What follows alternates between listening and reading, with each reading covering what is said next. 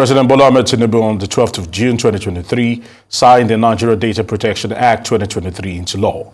This marked a significant watershed in the country's journey towards developing a primary legislative framework for the protection of personal information of natural persons residing or doing business in Nigeria. Prior to the enactment of the Act, there has been attempts at ensuring the protection of personal data in Nigeria by the relevant government agencies through subsidiary legislation, such as the Nigeria Data Protection Regulation in 2019, issued by the National Information Technology Development Agency. While the data protection regulation may have filled the gap for some time in Nigeria, it does not provide enough comfort to foreign investors and partners who are becoming increasingly averse to data-porous operating environments and markets. Joining us now is Roosevelt Elias, founder and CEO at Payable. He will be speaking on Nigeria's national data protection law as it affects payments ecosystem, as well as how artificial intelligence can help out in the financial sector, especially as regards to data privacy and security. I want to say a very big afternoon to you and welcome to Newsday. Hello, good afternoon. All right. Thank you for having me here. Yes, Elias, let's get started. Where does legislation like the National Data Protection Law in Nigeria come in payments ecosystem? It helps with transparency and accountability and consumer confidence. So more than ever, it's very, very important to actually have this in place.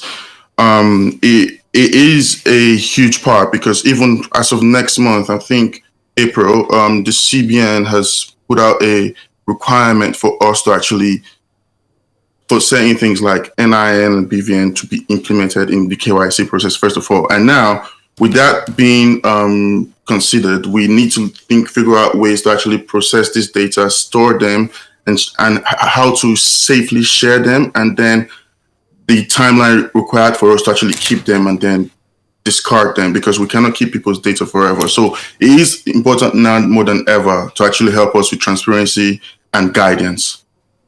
All right, Roosevelt, how do you see AI play out in the financial sector, especially as regards data privacy and security? It is very, very, very key. Now more than ever, it is more important. I think as of 5 years ago, it took about 5% of the process. But right now, I think we're at like 65 or 60% as of 2024, which is very key because it kind of helps us understand more of the data that we process, especially when it comes to even knowing your customers. There are downsides, but I think the upsides are more, where we are able to actually derive patterns based on the data we receive. Now we have language models and other learning models that actually learn patterns and then know how to basically manage these data that we're getting from the people we're registering. It is going to be a bit of a struggle with the more rural environment, simply because there is not much data points on them usually. But I do think in the next 5 years, it is going to be even better because now we would have more data points and know exactly how to know our customers better. All right, as one of the organizers of Payment Forum Nigeria, what is the main focus of the forum in deepening payments in the economy vis-a-vis financial inclusion? To keep it short, I would say information exchange and knowledge sharing. So it is it is very, very key in this industry. So that's what Payment Forum Nigeria is all about. So it helps us actually exchange knowledge. We just had an event, I think last week or 2 weeks ago. Too many things going on, I can't remember the exact date, but it is very important. And these are conversations that need to be had across board.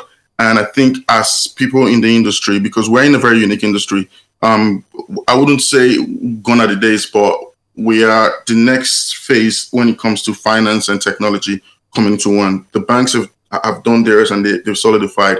Now we're at the next step. So, and more than ever, we need to collaborate more and actually discuss these things and basically how to build, for example, for Africa. Do you understand? So that's what I'm passionate about, building for Africa, because there's so much innovation going on in the world that things move so quick that Africa gets left behind. and it's usually because we don't have stakeholders in those places. So let's come together and discuss these things and figure out how to do things better. That's the whole point of the PAFON Payment Forum of Nigeria. So currently, Roosevelt, how proactive is national data protection law regarding players in the payment ecosystem, such as yourself? It is very, very proactive for us because we are able to get more guidance now on exactly how to interact with users and interact with customers, how to actually onboard customers, what are the requirements. And thank God for the guys at like NIMC and at the CBN that actually provide API data points that allow us to know people quickly and quicker. And this is very key to us. Now, what more that we would want is clearer guidance on how to apply these laws, because there are some companies that are quite clueless, and there are people that don't know how to manage data effectively. So it's very important that there is more and more guidance on this and how we actually manage these information, because they are very crucial. Worldwide, privacy laws are very key because you are dealing with people's personal data. So I think more and more we need more proactiveness even in the space. All right, Roosevelt, before we leave, as one of the organizers of the Payment Forum Nigeria, what is the main focus of the forum in deepening payments in the economy? Our main focus right now is our top goals are knowledge sharing and information exchange. So the key issues with the industry stakeholders, like for example, ensuring like a collaborative and proactive approach to actually providing payments to the lower rural areas. So these are our focus, like unbanking the unbanked and having to manage their information, having to manage their finances, and having to build trust with them and technology, because there is a big distrust in that. And now a lot of our investment, especially at Payable, for example, is actually user education. So this is what we are about at the Payment Forums. Very good. Roosevelt Elias, founder, CEO of Payable, many thanks for your thoughts on Nigeria's payment ecosystems. Good to have you with us on Newsday.